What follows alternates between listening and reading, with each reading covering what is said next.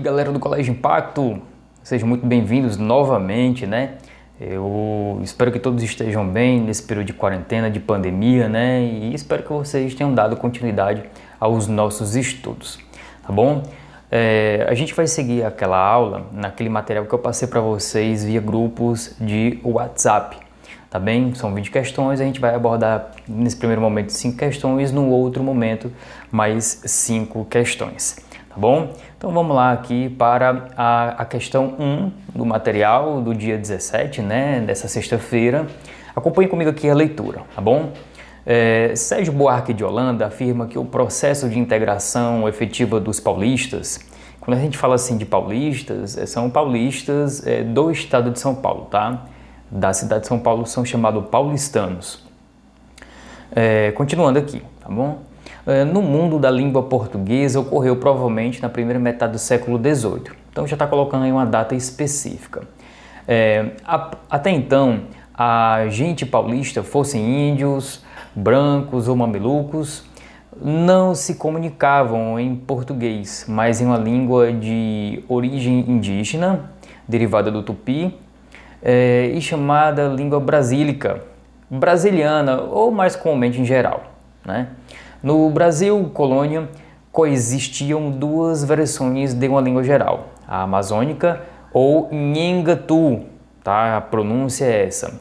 Ainda hoje empregada por cerca de 8 mil pessoas, e a paulista, que desapareceu. Não sem que deixasse marcas na toponímia do país na língua portuguesa, ou seja, nos rastros regionais, eu vou já falar sobre isso.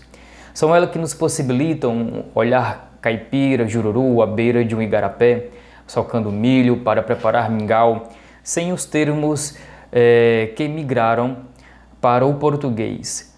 Só veríamos um habitante da área rural, melancólico, preparando comida às margens de um rio, de um riacho, sem caipira, sem jururu, sem igarapés, sem socar e sem mingau. A cena poderia descrever uma bucólica paisagem inglesa, tá? Branca Viana, o contrário da memória da revista Piauí, é uma revista que faz parte do grupo Folha de São Paulo, tá bom? Vamos aqui ao enunciado. Reconhecer a importância do patrimônio linguístico é uma forma de preservar a memória e a identidade nacional. Bom, já comentando aqui um pouco sobre essa questão de patrimônio linguístico, eu isolei esse termo, tá? Preservação de memória e identidade cultural. Está falando sobre uma fala, e está falando especificamente de uma fala diacrônica, galera, tá? Que é a variação de uma fala de uma época para outra. O texto, ele é bem claro ao afirmar que isso passa a partir do século XVIII, quando se tem um conhecimento desse tipo de língua. Apesar de brasileiro, ele fala especificamente de uma fala regional paulista, do estado de São Paulo, tá? E um outro ponto que eu quero falar aqui para vocês é que requer uma análise como um fenômeno histórico-cultural, para que se possa valorizar as manifestações linguísticas. Então veja só, pesquisadores linguísticos, eles fazem dessa forma para identificar que tipo de valorização, que tipo de manifestação linguística há presente em cada forma regional de se portar, tá? Agora vamos voltar aqui um pouco do enunciado. Reconhecer a importância do patrimônio linguístico, reconhecer, ou seja, que revela a sua identidade, tá? Nacional, preservação, memória, tudo isso faz parte da competência 8, tá? Vamos lá.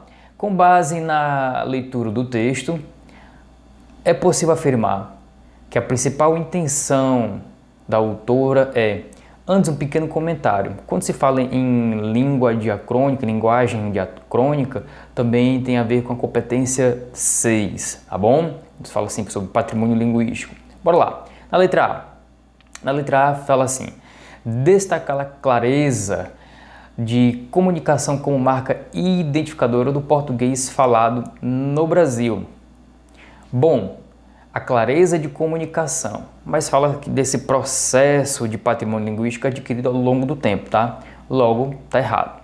Na letra B, evidencia o português falado pelos caipiras, destacando a forma bem-humorada como se comunicam. Bom, falando um pouco sobre caipira, o texto não fala sobre essa questão assim bem-humorada, fala de um processo ao longo de uma história, ao longo de um tempo. Uma outra coisa que eu quero chamar a atenção. Tem um cara na literatura muito respeitado até os dias atuais, chamado Monteiro Lobato. Monteiro Lobato ele escreveu um conto chamado Oropese, que aborda justamente esse caipira paulista do interior, tá? O seu conformismo com os revés que acontecem na vida. Vale a pena conferir a leitura. Mas logo o texto não fala sobre essa questão bem-humorada, logo descartado. Na letra C, comparar a expressividade do português falado no Brasil, influenciado por línguas indígenas com o inglês. Língua indígena com inglês totalmente descartado. Na letra D, explicar a origem e o significado da expressão usada no português falado no Brasil como jururu e igarapé. Bom, mas igarapé, galera, se você for ao pé da letra do dicionário, faz parte de uma flora ribeirinha, tá? Logo, tá errado. Alternativa correta, letra E, enfatizar a influência da língua geral no português falado atualmente no Brasil. O nhengatu até hoje permaneceu, já o paulista ele foi esquecido, tá? Enaltecendo a sua expressividade, tá bom? Então, questão 1, letra E, tá bom? Vamos para a próxima questão. Tem aí uma charge, tá? E eu coloquei aqui também alguns conceitos desse momento de charge para vocês, ok? Vamos lá. Ei vocês aí, esteja, olha só a pronúncia, esteja preso por crime ambiental. Copa para os ricos, up, tem aqui, só que crime ambiental. Esta pessoa que representa o governo não está percebendo o tamanho da sujeira que corre aqui nesse canal, provavelmente num córrego, num rio, tá? Vamos aqui adiante. O teor crítico da charge é expresso em... Quando eu falo em crítica através de uma linguagem verbal e não verbal, linguagem mista, eu tenho como identidade sobre aquilo que se fala da charge em si, tá? Primeiro, é de cunho jornalístico, tá? E aborda uma crítica, quer seja no seu tempo, quer seja fora. Mas na verdade, a charge ela vem do francês para fazer uma crítica exagerada, virulenta, tá? E com forte carga de teor crítico. Tá bom? Vamos lá, voltando aqui à questão. A letra A diz assim, pichação que contribui para o aumento da poluição visual da cidade. Deixa eu falar aqui um pouco sobre a pichação. A pichação ela tem dois viés importantes para que você possa saber. Primeiro, é considerado mesmo como uma poluição visual, desde que não tenha uma finalidade de teor crítico. Tá? Há frases diversos escritos nos muros, nos grandes centros urbanos. O lado pejorativo da pichação é porque não traz um paisagismo, um visual que traga harmonia e equilíbrio de cores. Em alguns casos, a pichação é usada para identificar gangues, tá bom? Grupos marginalizados. Tá bom? Então fica aí essa posição sobre a pichação, tá bom? Mas logo não é essa a alternativa a ser marcada. A letra B, a necessidade de investimento efetivo em educação para conscientização ambiental. Bom, não é isso que fala, né? A gente tem aí uma pessoa da polícia, observe aí o texto, é uma pessoa da polícia e dizendo que esteja preso, está fazendo errado, né?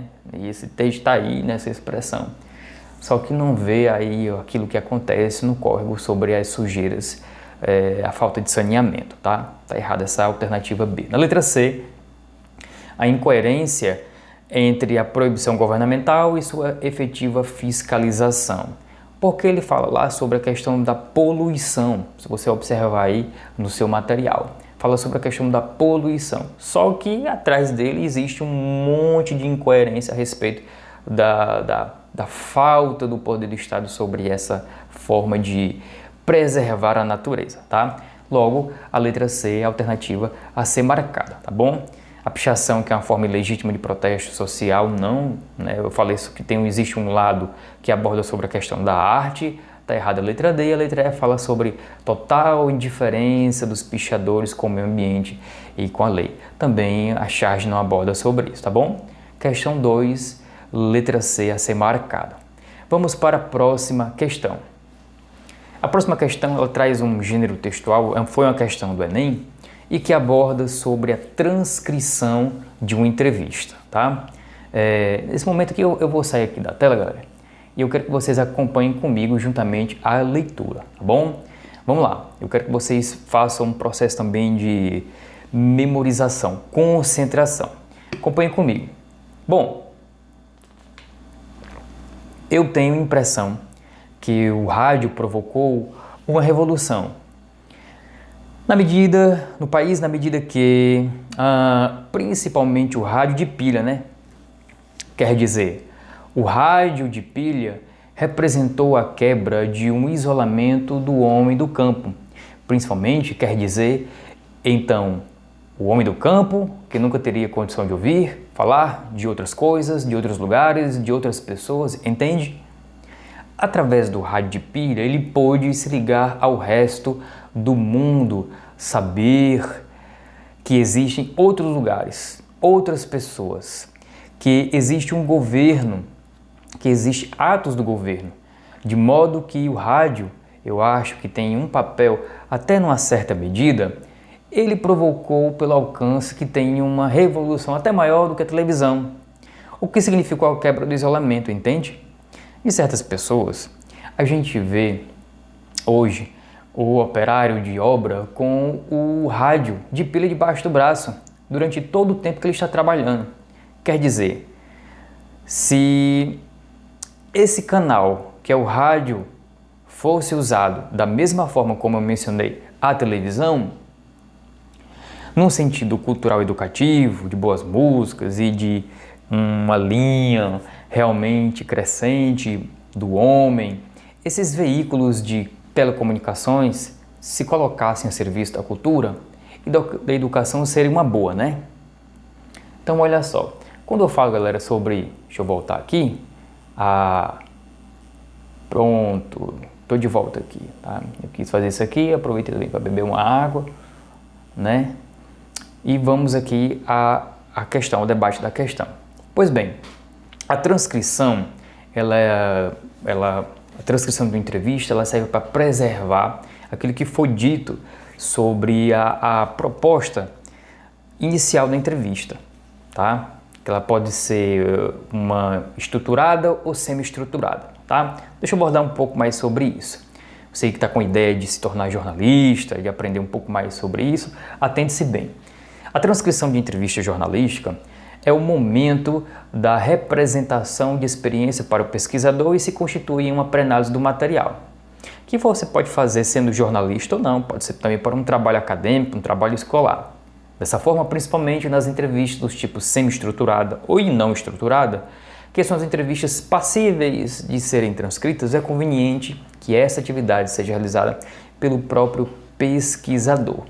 Tá? Porque você tem a matéria do som e da escrita, então você pode provar aquilo que houve dentro do campo dessa entrevista.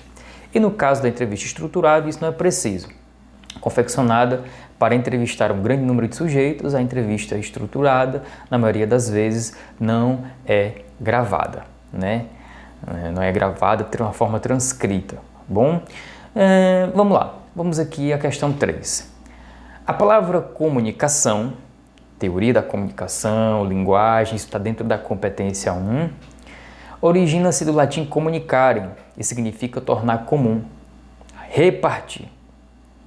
Nessa transcrição de entrevista, reafirma-se esse papel nos meios de comunicação de massa, porque o rádio poderia, olha só, rádio, meio de comunicação de massa, vamos lá, na alternativa A, oferecer diversão para as massas, possibilitando um melhor ambiente de trabalho. Bom, você vê que a partir do segundo momento do texto, né, ele fala sobre o papel da televisão e que esse papel da televisão se igualasse para que o ser humano pudesse trazer desenvolvimento sociocultural, tá?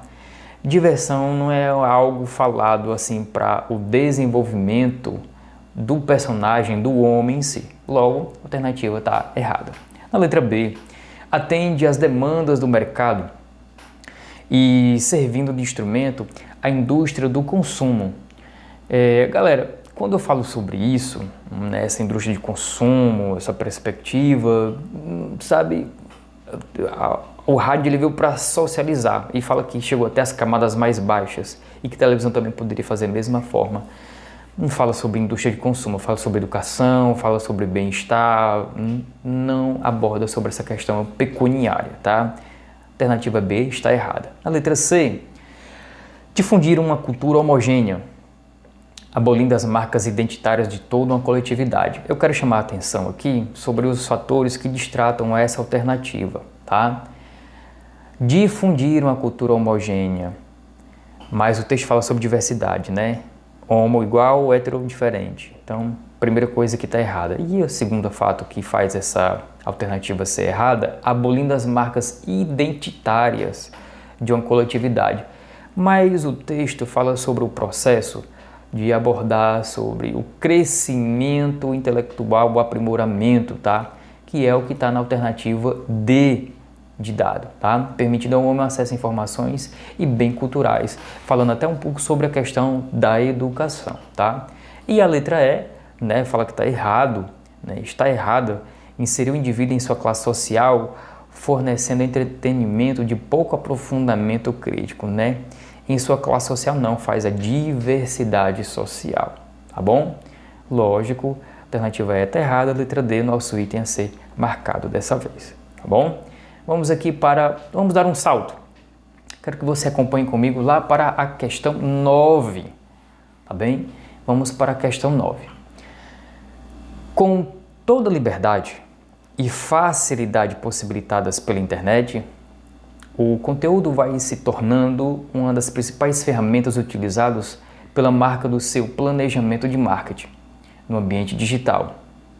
Nesse cenário, alguns indivíduos têm se sobressaído em algumas redes sociais, reunindo, influenciando milhares, em alguns casos milhões de pessoas. São os influenciadores digitais. Olha só aí, né, os youtubers estão dentro dessa questão. O termo se refere àquelas pessoas que se destacam nas redes e que possuem a capacidade de mobilizar um grande número de seguidores, pautando opiniões e comportamentos e até mesmo criando conteúdos que sejam exclusivos. Olha só, eu falo aí sobre uma competência nova que traz o impacto da tecnologia para a mudança de comportamento de pessoas. A exposição dos seus estilos de vida, experiências, gostos, acabam tendo uma grande repercussão em determinados assuntos, né? Principalmente os blogueiros das blogueiras. Vamos ao enunciado. O texto aborda a questão dos influenciadores digitais e a forma como agem na sociedade, né? Ou milhares ou milhões. Ao relatar o trabalho dessa influência, os autores indicam que a estratégia de marketing mais promissora na atualidade é o ou é a. Olha só, estratégia de marketing. Então você vê essa abordagem do blogueiro, do influenciador, também outras pessoas em seu comportamento. Quero chamar a atenção aqui duas coisinhas. Primeiro, a competência 9, em seu texto base, fala sobre entender os princípios da natureza, a função e o impacto das tecnologias da comunicação e da informação na vida pessoal e social, né, desses personagens. Se são influenciadores, se muda um comportamento, né, então traz um impacto social pelas tecnologias, no caso a hipermídia. Bom, vamos aqui voltar aos itens. Na letra A tem foco na individualização das pessoas. Na letra B, publicidade coercitiva feita da internet. Na letra C, expansão de número de seguidores das marcas. Letra D, de criação de conteúdo da plataforma digital. Letra E, partilha de experiências em meios de comunicação. Bom, está falando sobre influenciadores e estratégia de marketing. Logo, a alternativa correta, letra D, criação de conteúdos para plataformas digitais, né? Um influenciador usa uma marca de um produto, come alguma coisa, dirige algum carro, né? E aí a estratégia de marketing das grandes empresas vai até esse personagem, né, que tem milhões de seguidores e também influencia determinados comportamentos dentro dessas plataformas digitais, tá bom? Para encerrar nesse primeiro momento, vamos para a questão 10. A questão 10 fala sobre o desenvolvimento intelectual no momento da fase idosa, tá bom? Vamos lá. Como manter a mente aguçada? Então, são estratégias de coesão textual, tá? E estratégia argumentativa. Vamos lá. Ao se aposentar, as pessoas precisam manter o interesse em aprender para que seu cérebro não entre em um processo de regressão cognitiva. Segundo um novo estudo, manter o bom humor e desempenhar atividades intelectuais é fundamental para atrasar e até evitar a perda da memória na velhice. Aposentados sofrem modificações importantes em seu estilo de vida, como mudanças sociais, financeiras, culturais, e de acordo com a sua capacidade adaptativa, essas mudanças podem provocar um declínio progressivo do intelecto ou atrasá-lo. Dizem que isso é pesquisa, a cada língua estrangeira que você aprende a falar, você retarda o Alzheimer em 5 anos, tá? Então, vamos praticar uma nova língua. A população brasileira está envelhecendo e a disfunção cognitiva na população idosa torna-se um problema de saúde pública de proporções catastróficas, tá? Uma saída baseada no estudo mencionado é oferecer a essa faixa etária oportunidade para o exercício intelectual, a exemplo da entrada gratuita em teatros, cinemas e museus, e um programa de governo para estimular a aderência à leitura e as atividades físicas para idosos, tá bom? Então tudo isso é benefício para que não haja um caos dentro do sistema de saúde, tá bom? Vamos para o enunciado aí, alternativas. De acordo com as informações apresentadas, é correto afirmar que, na letra A, as pessoas estão se aposentando cada vez mais cedo. Isso não é falado no texto, né? Por isso precisam manter o interesse em novos aprendizados para exercitar a mente. Tá totalmente errado, você pode destacar isso aí, tá? Mas antes eu quero chamar a atenção aqui numa coisa, tá? Compreender e usar o sistema simbólico das diferentes linguagens como meio de organização cognitiva da realidade pela constituição de significados, expressão, comunicação e informação, tá?